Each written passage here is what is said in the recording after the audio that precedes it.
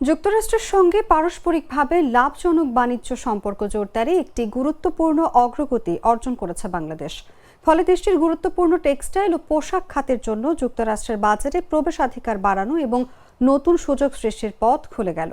বর্তমানে ওয়াশিংটন ডিসিতে অবস্থানরত জাতীয় নিরাপত্তা উপদেষ্টা ডক্টর খলিলুর রহমানের অনুরোধের পরিপ্রেক্ষিতে যুক্তরাষ্ট্রের বাণিজ্য প্রতিনিধি রাষ্ট্রদূত জেমিসন গ্রিয়ার বাংলাদেশে আরোপিত বর্তমান 20% পারস্পরিক শুল্ক হার কমানোর বিষয়টি মার্কিন প্রেসিডেন্ট ডোনাল্ড ট্রাম্পের সঙ্গে উত্থাপন করতে সম্মত হয়েছেন।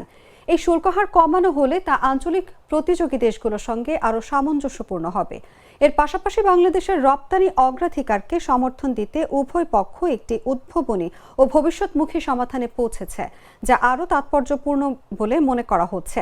শনিবার বিকেলে প্রধান উপদেষ্টার উপপ্রেস সচিব আবুল কালাম আজাদ মজুমদার এসব তথ্য জানান।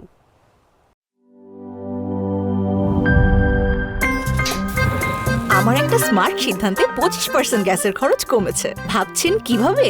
সাধারণ গ্যাস স্টোভ বদলে আমি এনেছি আরএফএল গ্যাস স্টোভ। এর সাইন্টিফিক নজল ও ব্রাস বার্নার ক্যাপ সমানভাবে তাপ ছড়িয়ে রান্না করে দ্রুত। তাই গ্যাসও বাঁচায় 25%, টাকাও বাঁচে 25%। আরএফএল গ্যাস স্টোভ নিরাপদ ও গ্যাস সাশ্রয়ী।